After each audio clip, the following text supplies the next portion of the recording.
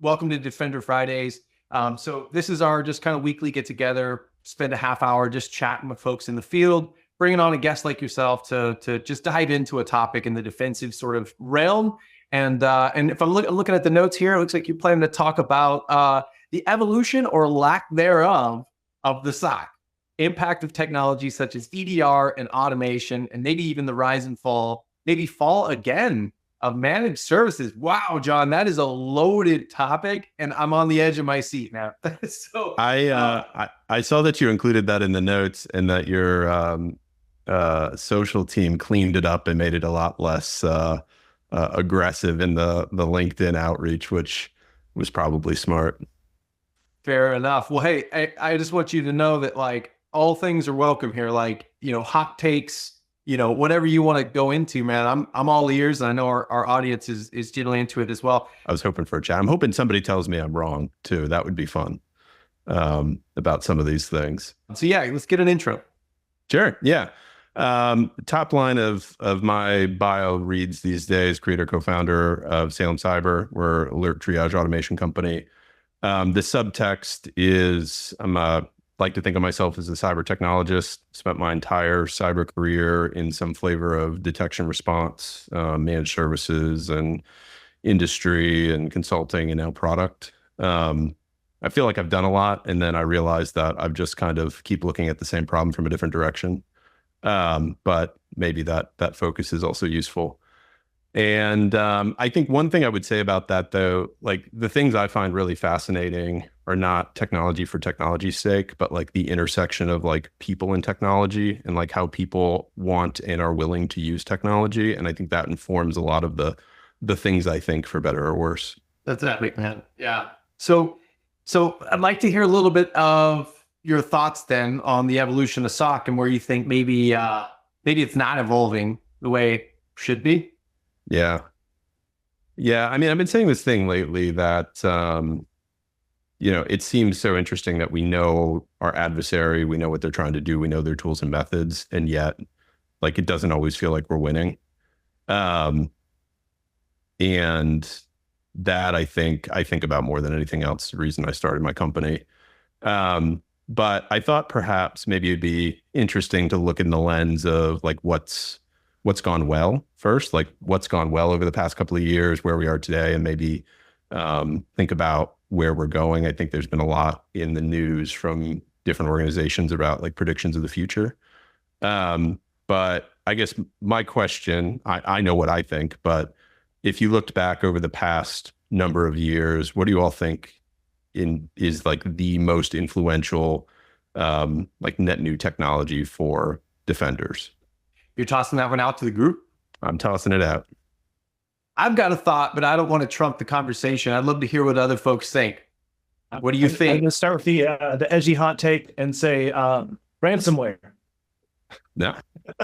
Because now attackers can monetize quickly, and therefore defenders have to care far more visibly. And therefore, you can make an argument that ransomware has done more to improve security than NIST, let's say, to pick on them to the fast one thing. Yeah, to improve security and also to reduce the mean time to detect. Okay, hot take. As an industry, the time to detection has been going down. Like the average dwell time has been going down. I don't know of stats comparing where the threat actor did not disclose their presence via ransomware and seeing, right, has it still been going down, not taking that into account? How much is ransomware cost the industry versus the security industry?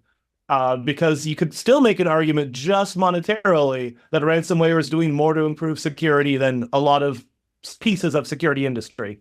That's one of my favorite counter arguments, Jeff, is like, and it's similar to the conversation around what's cheaper, doubling down on a massive security program or just getting the insurance package, right? Like what ends up, because at the end of the day, the business knows like, okay, if we get hacked, whatever, like our reputation's not going to crumble. Target's still a thing, right? Like, so does it really matter, right? Or is it really just a financial risk that we just need to couch with an insurance policy? I love that take, by the way. That's like not at all the direction I thought you were going. It's like, I'm a big college football fan. I like to tell people lately that Virginia Tech, the best defender we'll face all year is our own right tackle. I feel like that's like the same approach that you went with. I'm going to go back with the other side of the coin, the defender tech. But I again, like ransomware, you're so right. And those metrics, you're so right. Like the motivation is not to be quiet anymore. So of course that's going to drop the mean time to detect or the dwell time. But I think the other side of the coin for the defender, it's the EDR. And that's probably not much of a hot take. And I think it's obvious when you think that there's like several product and service categories that renamed themselves to like sound closer to EDR. You've got the SEMs that are now the XDR. You've got the MSSPs that are now the MDRs. But I think what's interesting to me thinking about like, well, why was that so impactful?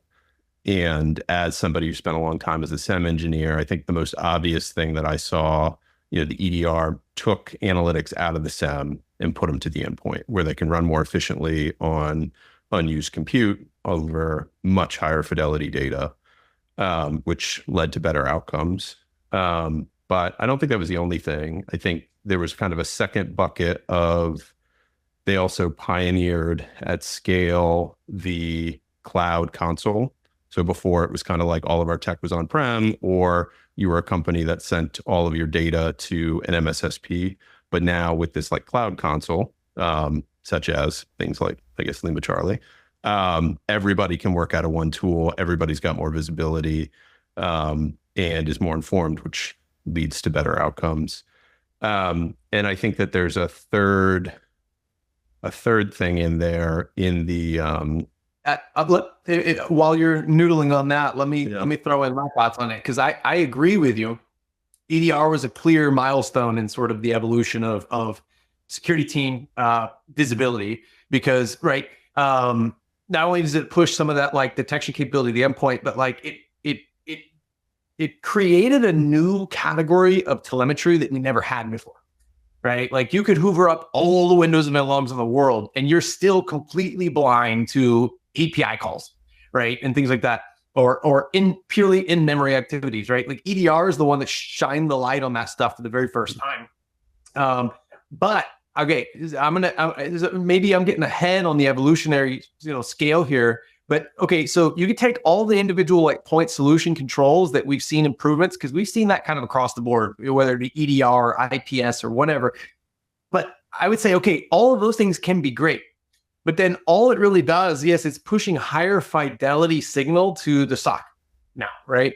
But now the SOC feels the burden of, okay, great, I got all this high fidelity signal and I'm still like, just like shoveling through it manually. And so I would argue that the next major evolutionary point for security operations was the SOAR. The ability to automate the toil, the triage that a SOC faces, because that's what created the burnout. That's what created, sort of the absent-mindedness that causes the tier one analyst to close a case that was really warranting further investigation, but it didn't get it. And therefore you ended up with a 7-month dwell time of something that should have been handled right in the first pass. But you need a certain level of maturity in order to deploy a SOAR, whereas an EDR is very low entry barrier. You just deploy it, and it's going to stop a lot of detection. And where I thought you were going was just maybe what could be the step just before the SOAR, and that would be incident response playbook, where you kind of create the steps for your analyst. Because a lot of time, when I got to some corporations, the SOC just, what's your response? Well, we run the antivirus. We scan the machine to make sure that it's clean. If it's clean, we close the ticket. Wait. So you're now looking as to how this malicious thing arrived, like just landed on disk. Like you just, no, it's not malicious. Nothing is found, and you close the ticket. So it never looking back at the root cause. So that's why I was thinking you were going there. But I think SOAR is very close to what I was thinking. It's just automating your playbook. So that would be, I would say, like the step. I'm going to take a slightly different direction and say organizations are getting somewhat better at detection, though burnout, and I love to call out unmanaged devices that don't send you alerts. And if the attacker stays there, there's effectively nothing they can do that gets them caught. But I'll say the lack of repetitions, lack of testing your ability to comprehensively respond to an infection is a thing that the industry needs to get better on. Too often we say, I saw your alert and it was the pen tester, it was the red teamer, it was the attacker. So we're good, right? Like, no, the light went on, like the klaxon went off and you just started the response. But there's been plenty of breaches where the defenders were aware of the attack, but didn't scope it properly, thought it was that one machine, and didn't comprehensively kick the attacker out. You can go even one level lower, Jeff, and say, yeah, great, you need to test your processes, your procedures, but what about the controls that those things rely upon, right? Like, okay, we deployed a DLP solution and now we're good, we're covered. Okay, has anyone ever actually tested that the DLP is doing the thing that you think it's doing? Because you walk into a purple team test and find out that it misses 86% of the stuff we thought it should catch. Yeah.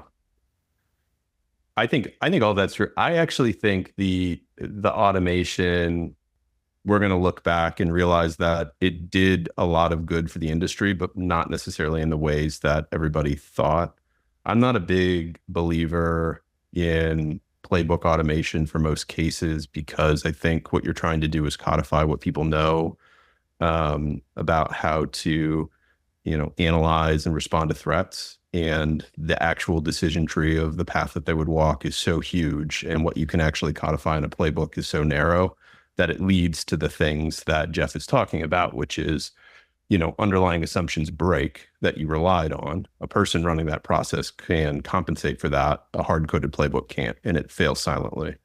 But I think what it really did is it showed people that you could create interconnectivity, and it forced tool vendors to create good APIs that you could interact with. And now that those APIs exist, automation is so cheap that, like, do you really need a product to do that?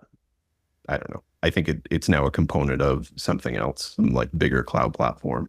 But it did the good, but it kind of did the good in spite of its own longevity, in my opinion. I appreciate that perspective, John, but think of Ford Motor Company, back when they were making the original Model T, and then obviously fast forward many years, Ford eventually realized we need robots, right? Because there's too many human factors to this assembly process. We're losing out on tons of efficiency. But I doubt you, Ford said, let's build our own robots, right? Like, no, some company like, Honeywell or something said, hey, we'll sell you robots because we're good at that thing. And they're like, okay, yeah, we're going to buy those robots. So like, I completely agree and respect, your opinion there. But like, I do think that there's a need for kind of dedicated solutions that already have all those things kind of ready to go. But the challenge is knowing how to harness that, because a lot of folks also think that, oh, we buy SOAR and it solves our problems. Wrong. This is not true about anything, right?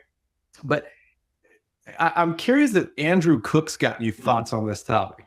Yeah, as soon as you introduce the SOAR piece, right?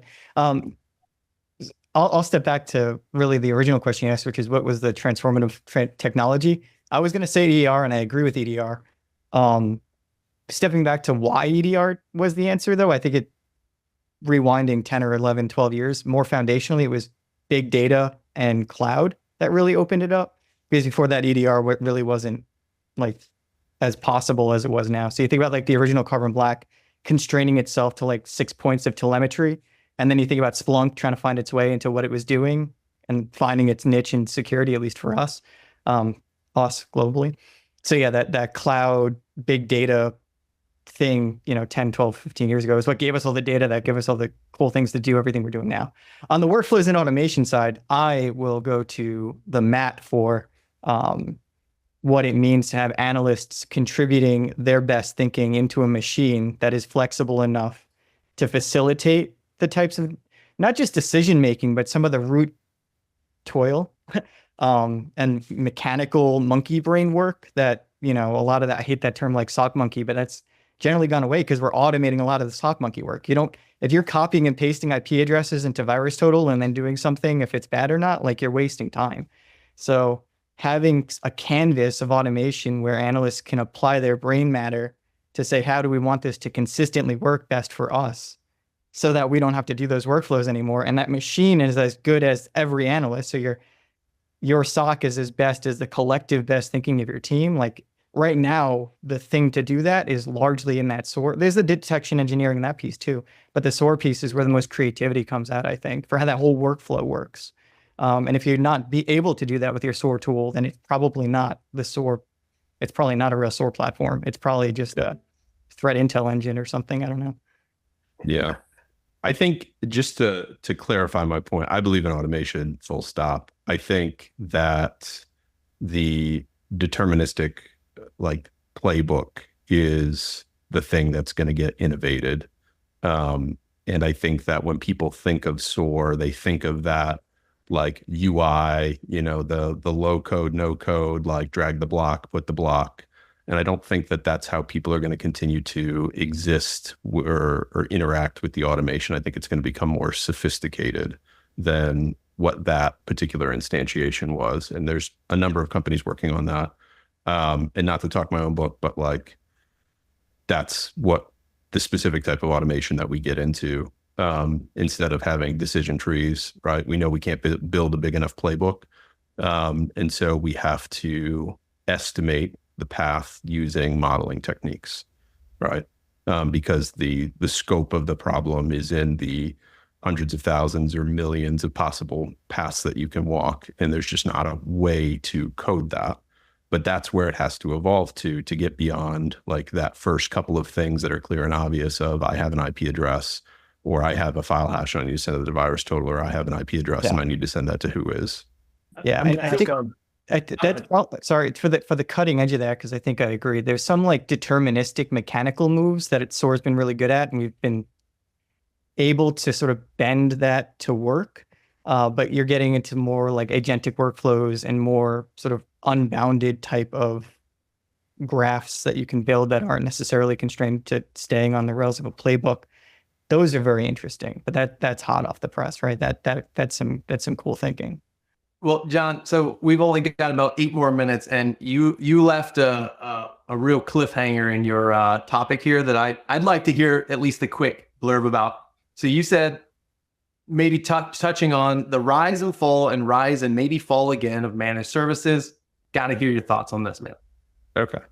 So the connective thread of that thought was going to be, we had a world many years ago where it seemingly we either had our own like tools or we had a service provider. I worked in the service provider space and I saw like people just send us firewall logs and you're like, what do you want us to do with these? Right. And if we're lucky, they send us proxy logs. We moved to this world of like cloud tools that the EDR and the SOAR were part of that gave us this kind of combined visibility. But unfortunately, what I saw a lot of SOCs do, many SOCs, maybe even more than many, is over-rotate on the EDR to the point where there are many organizations that were only focused on the EDR, and there's many, many more MDRs that only focus on the EDR.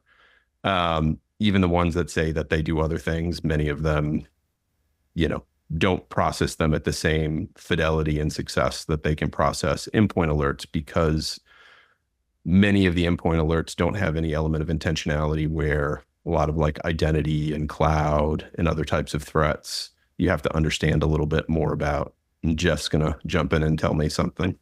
No, nothing that you're wrong. A slightly different direction and a somewhat biased question. I feel like many SOCs focus on the alerts that make it to their dashboards, their product, whatever. But very rarely is a part of that dashboard what percentage of our manageable devices are currently managed and sending us alerts, and what percentage of our devices are effectively unmanaged.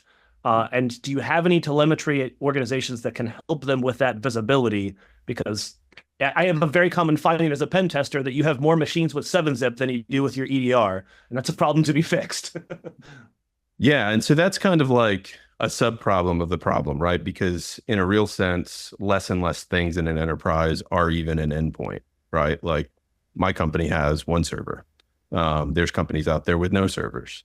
There's companies out there that are thinking about not having endpoints. in a real sense, and maybe just like other kinds of solutions there. And that's a little bit more far-fetched, but I think that's the problem space that I'm thinking about is everything that's not an endpoint and everything that really great technology can't help you serve or support. And I think what's happened today is you see more people looking at the totality of their environment, their cloud, their identity space, and kind of asking questions of their service providers now that they can see that data of like, what's happening with all of these alerts, right? And the problems of the past of I have more data to analyze than I have capacity to adjudicate is resurfacing.